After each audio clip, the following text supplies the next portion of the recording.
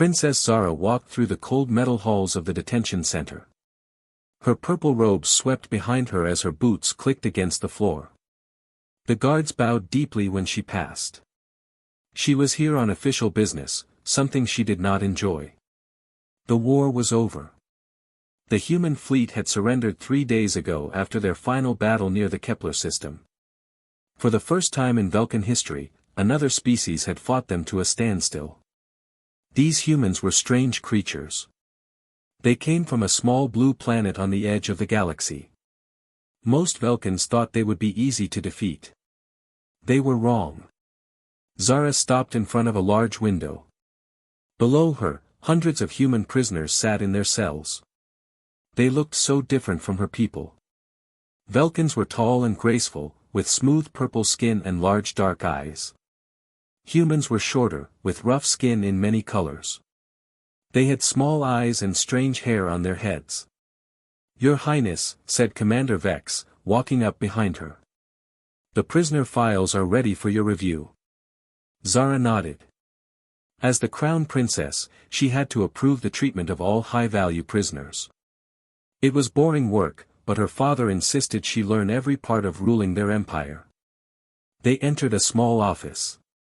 Vex placed a data tablet in front of her. The first file showed a human female named Lisa Chen. She was a ship captain. Zara approved standard detention protocols and moved to the next file. The second prisoner was a pilot named David Kim. Then came an engineer named Rosa Santos. File after file, Zara reviewed them all. Most humans looked the same to her.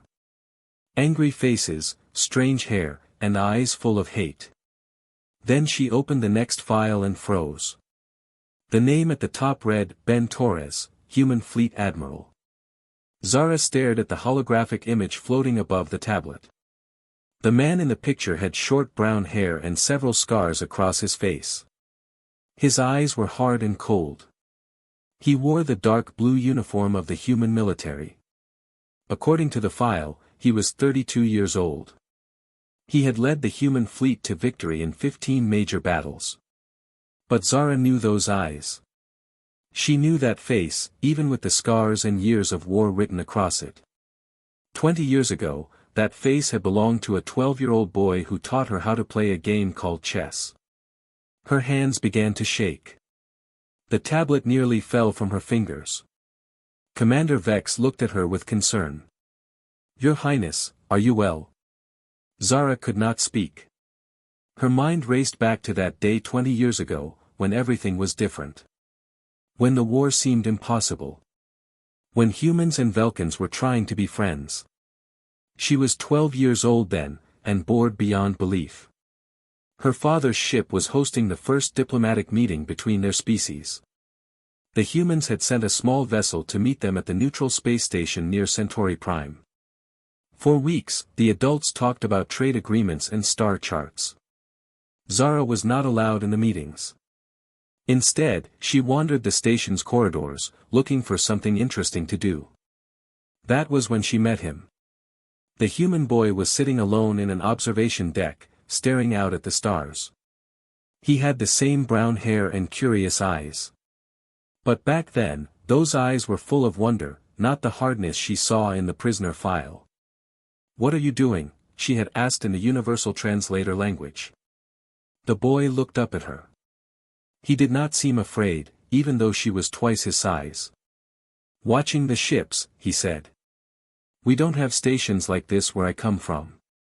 "Where do you come from?" Zara asked, sitting beside him. "Earth," the boy said. "It's mostly water and green land. No big metal cities in space." They talked for hours that first day. The boy's name was Ben Torres. His father was part of the human diplomatic team. Like Zara, Ben was bored with all the adult meetings. They became fast friends over the following weeks. Ben taught her human games. Chess was her favorite. It was a war game, but played with small pieces on a board. Ben was very good at it, but he was patient when teaching her the rules. He never made fun of her mistakes. Zara showed Ben Vulcan meditation techniques. Her people could slow their heart rate and enter a peaceful trance. Ben found it fascinating, though he was not very good at it. His human mind was too active, always thinking and planning. They explored the space station together. Ben showed her hidden passages the humans had discovered. Zara shared secret Velkan foods from her family's private stores. They created their own language, mixing human and Velkan words. The best part was the stories. Ben told her about Earth's blue oceans and green forests. Zara described the crystal cities of Velkan Prime, where buildings grew like living things and music floated through the air. They promised to stay friends forever. When the diplomatic mission ended, they exchanged small gifts. Zara gave Ben a crystal pendant that glowed with inner light. Ben gave her a small wooden carving of an earth animal called a horse. Then Ben's ship left, and Zara never saw him again. Until now. Your Highness. Commander Vex asked again. Should I continue with the briefing? Zara forced herself to focus on the present. Tell me about this Admiral Torres, she said, trying to keep her voice steady. Vex pulled up more files. He's their most dangerous commander. The humans call him the Ghost Admiral. He appears from nowhere, strikes our fleets, and vanishes before we can respond. He's responsible for our defeats at Rigel, Vega, and the Titan shipyards. The commander showed her battle recordings. In each one, the human fleet moved with perfect coordination. They struck Velkan weak points with surgical precision. It was like the Admiral could see into Velkan minds and predict their every move. His tactics are unlike anything we've seen, Vex continued. He uses minimal force but maximum effect. Even when he wins, he always leaves escape routes for our ships. It's almost like he doesn't want to destroy us completely. Zara studied the tactical data.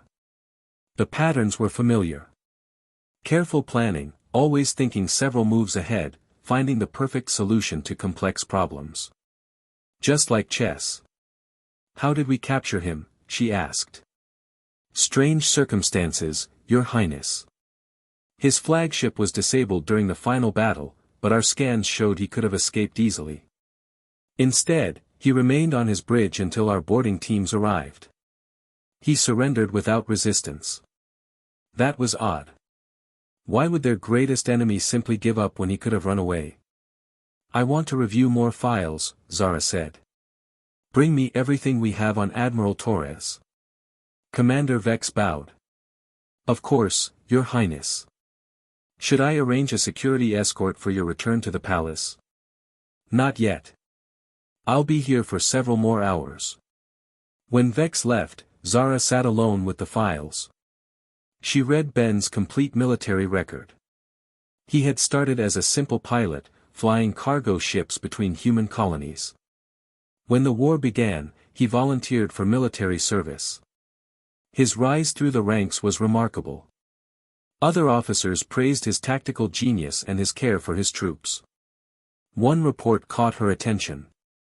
A human colonel wrote, Admiral Torres fights like he knows our enemy personally. He seems to understand how they think, how they move, even how they feel. It's like he spent time with them as a friend before becoming their greatest foe. Zara's heart ached as she read those words. Ben did know the Velkans personally. He knew her. She found recordings of his speeches to human troops. His voice was deeper now, roughened by years of command. But she could still hear the gentle boy who taught her chess. We fight not for conquest, but for freedom, Ben said in one recording. The Velkan people are not our true enemies. Their leaders have led them down a dark path. If we can show them a better way, perhaps this war can end with honor for both sides. Zara realized something that made her stomach turn. The war had not started the way she learned in school. According to these files, humans had been peaceful for years after first contact. They traded with dozens of species and never attacked anyone. The fighting began when Velkan expansion fleets started claiming human colonies. The Empire called it liberation and bringing civilization to primitive worlds. But the human records told a different story. Velkan forces had enslaved entire populations and stripped planets of their resources. Humans fought back to defend themselves and others. What started as protection became a galaxy-wide war for freedom. Zara felt sick. Her people were the aggressors. Her father's empire was built on conquest and slavery. And Ben, the kind boy who had been her friend, was forced to become a warrior to protect his people from her people. She thought about the chess games they played. Ben always won, but he taught her how to think strategically. Every move has consequences, he would say. You have to see the whole board, not just your next piece. Now she understood. Ben had been seeing the whole board for 20 years. Every battle, every strategy, every decision was part of a larger game. And somehow, letting himself be captured was part of his final move. But what was he planning? Zara looked at the time. It was late, and the detention center was quiet. Most guards would be at their evening meal. She could visit the prisoner levels without being seen. She had to know if it was really him. She had to look into those eyes and see if any trace of her childhood friend remained. The walk to the high-security cells felt like the longest journey of her life. Each step brought her closer to a truth she was not sure she wanted to face. The boy who taught her that all beings could be friends had grown up to become the man who brought her empire to its knees.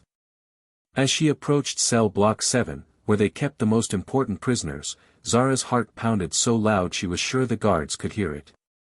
In a few minutes, she would see Ben Torres again. The question was, would he remember her too? And if he did, what would that mean for both of them, and for the future of two worlds that had chosen war over the friendship they once shared? Princess Zara stood outside cell block 7 for a long time. Her hands trembled as she held the access card. Behind these walls was the man who had once been her dearest friend. The man who was now her empire's greatest enemy. The guard station was empty. She had sent the soldiers away on false orders, claiming she needed to inspect the facility alone for security purposes. It was a lie, but being a princess had certain advantages. She walked down the corridor slowly. Each cell held a human prisoner. Most were sleeping on narrow metal beds. A few looked up as she passed, their eyes filled with anger and fear. They knew who she was. The daughter of the emperor who had started this war. Cell 47 was at the end of the hall.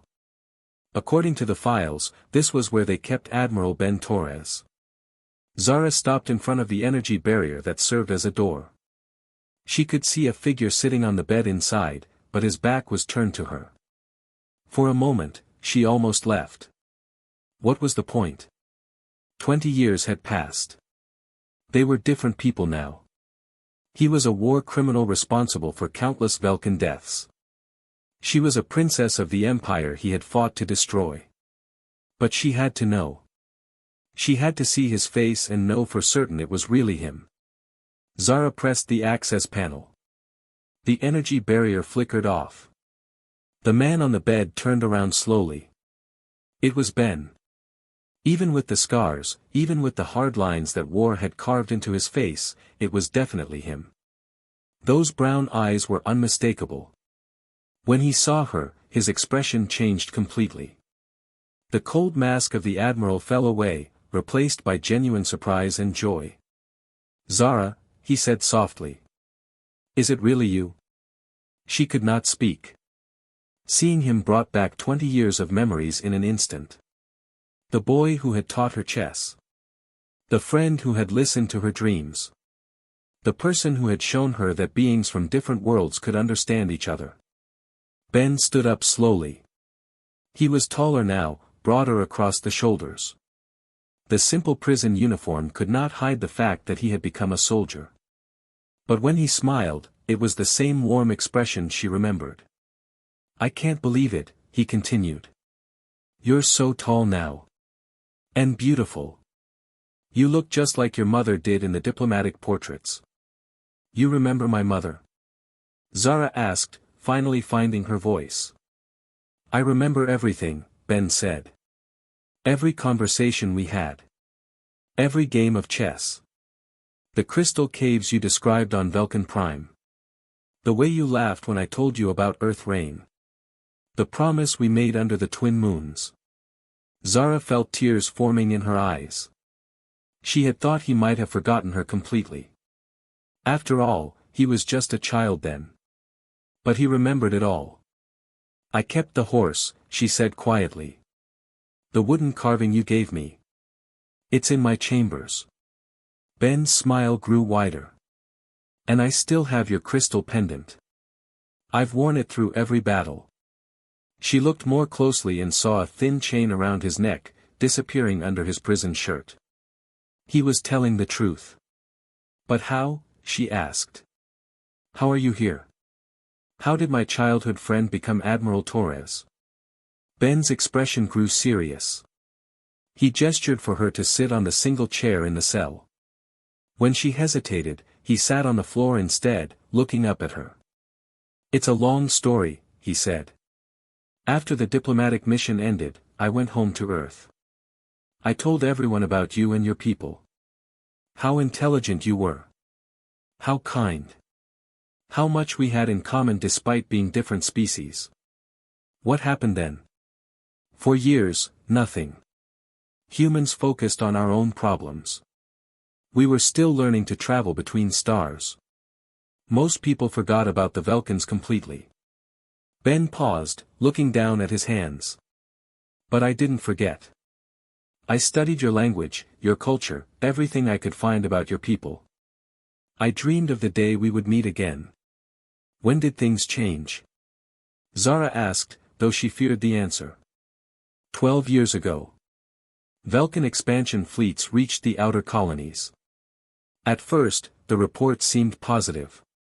Your people offered to help human settlements with advanced technology. But then the messages stopped coming. Zara felt a chill.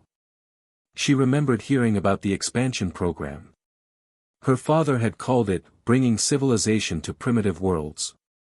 We sent ships to investigate, Ben continued. What we found was horrible. Entire human populations had been enslaved. Children separated from their parents. Families forced to work in mines and factories. Anyone who resisted was imprisoned or worse. That can't be true, Zara said, but her voice lacked conviction. The files she had read earlier suggested otherwise. I have recordings if you want to see them, Ben said gently. But I don't think you need proof. Deep down, you already know. He was right. The pieces had been falling into place since she read the human records. Her empire was not the noble civilization she had been taught to believe in. So you joined the military to fight us, she said. At first, I just wanted to help with evacuations. Get civilians away from Vulcan occupation zones. But the attacks kept spreading. More colonies fell. More families were broken apart. Ben stood up and walked to the small window in his cell. Beyond the transparent metal, stars shone in the darkness of space. I realized that someone had to stop it. Someone who understood how Vulcans think, how they fight, how they make decisions. I had spent years studying your people. I knew your tactics, your technology, your weaknesses. So you used that knowledge against us. Yes, Ben said simply. But I tried to do it with honor. In every battle, I made sure there were escape routes for Vulcan ships. When we captured prisoners, they were treated well. I issued orders that civilian targets were never to be attacked. Zara thought about the battle reports she had read. Even Vulcan commanders had noted the unusual mercy shown by human forces. But you still fought us. You still caused the deaths of thousands of my people. Ben turned back to face her. His eyes were sad but determined. Every death weighs on me. Every Vulcan ship that didn't make it home, every family that lost someone. But how many more would have died if the war continued? How many more human colonies would have been enslaved? The truth of his words hit her like a physical blow. Ben had been trying to end the war as quickly as possible to minimize suffering on both sides. He had been fighting for freedom, not conquest. There's something else, Ben said quietly. Something I need you to understand. What? This war didn't have to happen. After that first diplomatic mission, I sent dozens of messages to the Vulcan government. I tried to arrange more meetings, more exchanges between our peoples. I wanted to build on the friendship we had started. Zara stared at him. I never heard about any messages. Because your father's advisors blocked them all. They decided humans were too primitive to be worthy partners. The expansion program was already being planned. They saw us as resources to be harvested, not people to befriend. The room felt like it was spinning. Everything Zara had believed about her empire, about the war, about her own people, was crumbling around her. You're lying, she said, but without conviction. Check the diplomatic archives when you return to the palace. The messages are still there, marked as unimportant. 20 years of attempts at peace, ignored and forgotten. Ben walked closer to her, moving slowly so as not to seem threatening. Zara, I never wanted to be your enemy. Every strategy one planned, every battle I fought, I wished there was another way. But when innocents are being hurt, sometimes you have to fight for what's right. So why did you surrender? She asked. The reports say you could have escaped from the final battle. Ben smiled sadly. Because the war is over, and now comes the harder part. Making peace. I don't understand. Your fleet is broken. Your military leaders are demanding my execution to restore their honor. But killing me won't end the fighting. It will just prove to every human in the galaxy that Vulcans can never change. Zara began to see the larger picture. You let yourself be captured to force a peace negotiation. Smart as ever, Ben said with a small laugh. If I had died in battle, I would have become a martyr. Human resistance would continue for generations. But if I'm executed as a prisoner, it becomes a symbol of Vulcan cruelty. And if I'm pardoned or released, it becomes a symbol of hope. What makes you think my father will choose mercy over revenge? Because his empire is falling apart, and he knows it. Half his fleet is destroyed. The outer worlds are in rebellion. His own nobles are questioning his leadership. He needs a victory, but not a military one. He needs to be seen as the leader who brought peace to the galaxy. Ben sat down across from her again. But more than that, he has something the old emperor never had. What? A daughter who spent weeks learning that aliens are not monsters. A daughter who knows that beings from different worlds can be friends. A daughter who might be able to see a better future than endless war. Zara felt the weight of his words. He was asking her to choose between loyalty to her father's empire and doing what was right. Between the comfortable lies she had grown up with and the painful truth of what her people had become. What if I can't change anything? She asked. What if my father won't listen? Then at least we'll have had this conversation, Ben said. At least I'll know that the girl who taught me Vulcan meditation techniques grew up to be someone who cares about justice. You remember the meditation lessons? Of course. They saved my life more than once during the war. When things seemed hopeless, I would use your techniques to find inner peace. It helped me make better decisions. Zara realized something that made her heart ache. Even while fighting her people, Ben had carried part of her culture with him. He had used Vulcan wisdom to become a better person, while her own people had forgotten their highest ideals. I have to go, she said suddenly. If anyone discovers I was here. I know, Ben said. But Zara, whatever happens next, I want you to know something. These 20 years apart, all the fighting, all the pain, it never changed how I felt about our friendship. You showed me that different species could understand each other. That friendship could cross any barrier. That gives me hope for the future. As Zara stood to leave, Ben reached out and briefly touched her hand. The galaxy is broken right now.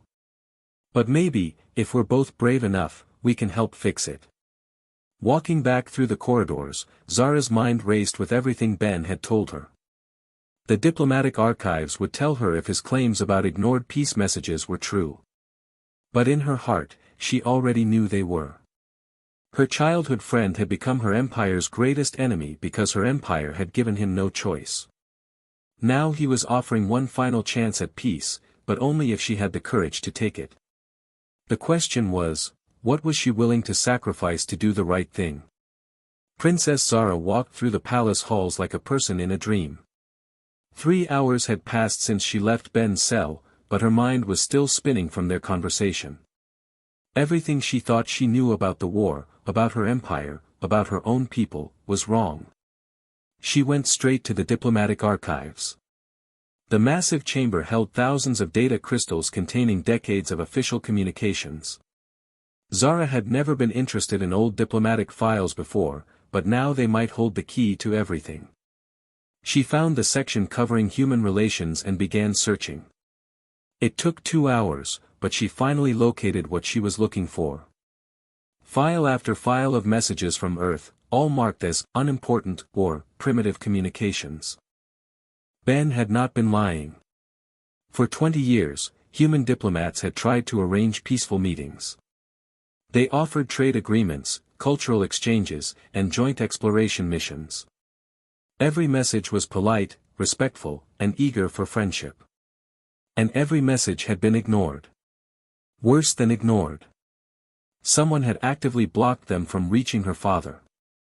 Zara found a memo from High Admiral Korv, her father's military advisor, recommending that all human communications be rejected. His reason was simple: primitive species should be conquered, not befriended. The truth made Zara feel sick. The war could have been prevented. Millions of lives could have been saved. All it would have taken was one person willing to listen. She gathered copies of the most important files and headed for her chambers. The next part of her investigation would be even more dangerous. Her private computer gave her access to classified military reports about the expansion program. What she found there was worse than anything Ben had told her. The official records described human colonies as resource acquisition targets. Families were listed as labor units. Children were classified as future assets. Her people had not been liberating anyone. They had been building an empire of slaves. Zara sat in her chair for a long time, staring out her window at the stars. Somewhere out there, human families were still suffering under Vulcan rule. Other species probably faced the same fate. Her father's empire was built on cruelty and lies. But what could she do about it? She was just a princess. Her father made all the real decisions. The military advisors controlled policy. Even if she tried to speak up, who would listen? A soft chime interrupted her thoughts. Her personal assistant's voice came through the communication system. Your Highness, Emperor Drac requests your presence in the throne room. The War Council is meeting to decide the fate of the human prisoners. Zara's blood turned cold. The execution. They were planning to kill Ben tonight. She dressed quickly in her formal robes and hurried to the throne room. The massive chamber was filled with military officers and noble advisors. Her father sat on the crystal throne, looking older than she remembered. The war had aged him. High Admiral Korv stood at the center of the room, presenting his report. The human Admiral Torres will be executed at dawn tomorrow. We will broadcast the event across the galaxy to show that no one can challenge Vulcan power. Murmurs of approval came from the assembled nobles. They wanted blood. They wanted revenge for their military defeat. The execution will restore our honor, Admiral Korv continued. It will prove that the Vulcan Empire remains strong. What about the other prisoners? Asked General Nix. Standard processing. The useful ones become laborers. The rest can be disposed of quietly. Emperor Drac nodded slowly. Very well. Proceed with your plans, Admiral. This was the moment. If Zara stayed silent, Ben would die tomorrow morning. The war would continue. More species would be enslaved. The cycle of cruelty would go on forever. But if she spoke up, she would be challenging the entire power structure of the empire. Her father, the military, the nobles who profited from conquest. They would not forgive her easily. Zara thought about the boy who had taught her chess. Every move has consequences, he had said. You have to see the whole board. She could see the whole board now. And she knew what her next move had to be. Father, she said, standing up from her seat beside the throne. The room fell silent. All eyes turned to her. Emperor Drac looked surprised. Zara rarely spoke during formal councils. Yes, daughter. I request permission to address the council. Her father looked puzzled but nodded. You may speak. Zara walked to the center of the room, where Admiral Korv had been standing. She could feel the hostility of the military officers. They did not want to hear from a young princess who had never commanded a ship or fought a battle. Honored council members, she began, before we proceed with the execution, I believe there are facts you should know about this war. Admiral Korv scowled. Your Highness, with respect, military matters are not. Are not what? Zara interrupted. Are not suitable for the future empress. Are not important enough for the person who will inherit this empire. Her father raised a hand for silence. Let her speak. Zara activated the chamber's holographic display system. The diplomatic files she had gathered appeared in the air above them. These are communications from human governments spanning 20 years. All of them requesting peaceful relations. All of them blocked from reaching the emperor. The room erupted in whispers. Several nobles looked shocked. Others appeared angry. Admiral Korv stepped forward. Those communications were deemed unimportant by military intelligence. Unimportant? Zara pulled up specific messages. Trade offers worth billions of credits. Requests for joint scientific missions. Proposals for cultural exchange programs. You call this unimportant? She switched to the military files about the expansion program. And this? Official orders to treat human families as slave labor. Children classified as future property. Is this the honor of the Velkan Empire? The whispers grew louder. Some nobles looked uncomfortable. They had not known the details of the expansion program. Your Highness, General Nick said carefully, even if these files are accurate, it does not change the fact that humans attacked our fleets. To defend their families, Zara replied. To protect their children from being enslaved. Would you not do the same if aliens invaded Velkan Prime and tried to steal your sons and daughters? The room fell silent again. Several officers exchanged glances. They were beginning to understand. Zara pulled up Admiral Torres's battle records. Look at these tactical reports. In every engagement, human forces left escape routes for damaged Velkan ships.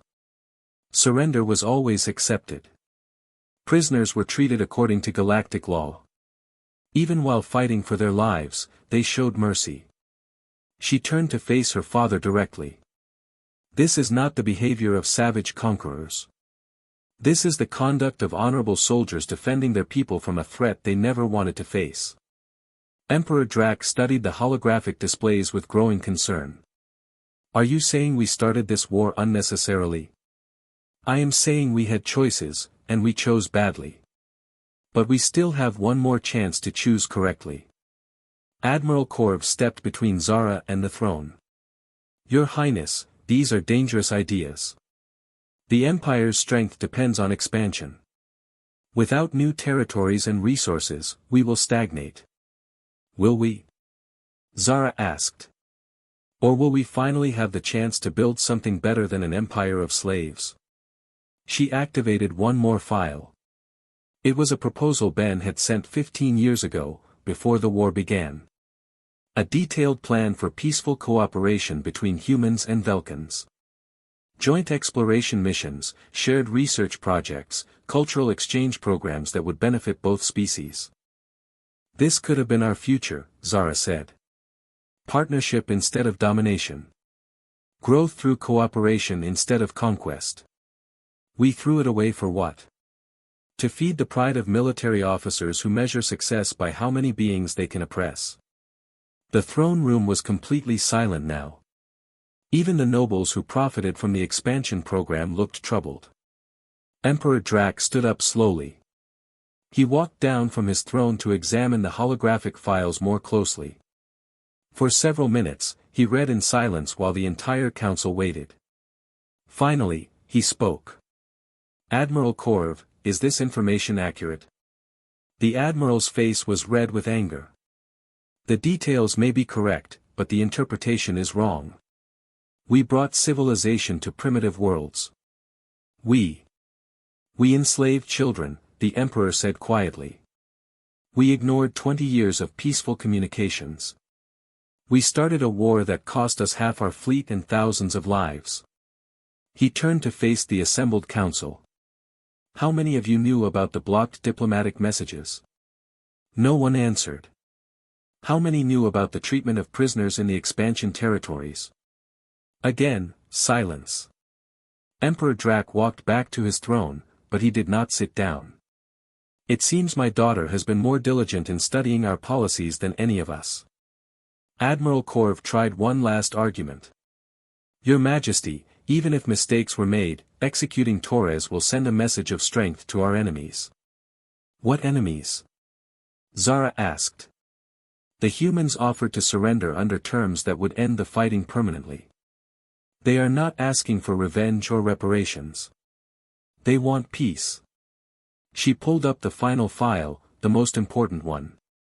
It was a proposal Admiral Torres had transmitted just before his capture. A comprehensive peace plan that would end the war, free all enslaved populations, and establish a new galactic council where all species would have equal representation. He planned this, she said. His capture, his imprisonment, even this moment. He knew that eventually, someone would have to see the truth about what this empire has become. Emperor Drac read the peace proposal carefully. It was fair, reasonable, and generous considering that the humans had won the war. He could have demanded our surrender, the emperor said slowly. He could have insisted on punishment for war crimes. Instead, he offers partnership. Because that is what he always wanted, Zara replied. That is what he tried to achieve for 20 years before we forced him to become a soldier. The emperor looked at his daughter with new respect. What do you recommend we do? This was the moment of truth. Everything depended on her next words. Cancel the execution. Accept the peace terms. Free all enslaved populations immediately. And establish the Galactic Council with Admiral Torres as the human representative. Admiral Korv exploded with rage. This is madness. We cannot appear weak. We cannot appear weak. Zara asked. We just lost a war to a species we thought was primitive. Half our fleet is destroyed. Our expansion program has been exposed as a system of slavery. How much weaker can we appear? She turned to face the entire council. But we can appear wise. We can appear just. We can be the empire that chose peace over pride, cooperation over conquest. Emperor Drac was quiet for a long time. Finally, he spoke. The vote will be tomorrow morning.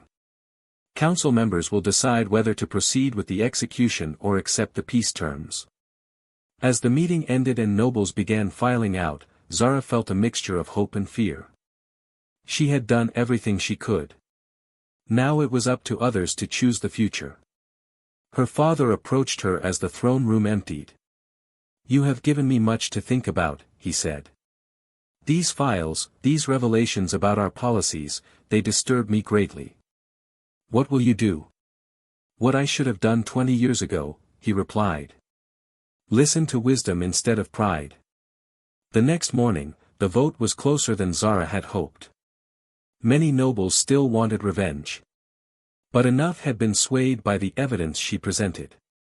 By a margin of 3 votes, the council chose peace.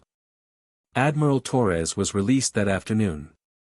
Emperor Drac personally welcomed him to the palace and formally apologized for the actions of the Velkan Empire. The peace treaty was signed within a week. But the real change came 6 months later, when Emperor Drac announced his abdication. The stress of the war and the revelations about his empire's crimes had broken his health. Princess Zara was crowned empress at age 32. Her first official act was to establish the Galactic Freedom Council, with Admiral Ben Torres as its first human representative. Her second act was to begin the process of freeing all enslaved populations across former Velkan territories. The coronation ceremony took place under Velkan's twin moons, the same moons where a princess and a human boy had once promised to be friends forever. Now, 20 years later, that friendship had grown into something larger. A hope for peace between all the species of the galaxy. During the celebration, Empress Zara found a quiet moment to speak with Ben privately. He still wore the crystal pendant she had given him as a child. She still kept the wooden horse he had carved for her on Earth. "Do you think we can really change things?" she asked him. Ben smiled with the same warmth she remembered from their childhood. "Every move has consequences," he said, quoting their old chess lessons. "But if we think carefully and act with wisdom, we can build a future worth fighting for." As they stood together under the twin moons, surrounded by representatives from dozens of species, Zara realized that their childhood promise had been kept after all. They had remained friends through war and peace, across years and light years. And now their friendship had become the foundation for something even greater than they had dreamed, a galaxy where all beings could live free. The war was over. The real work was just beginning.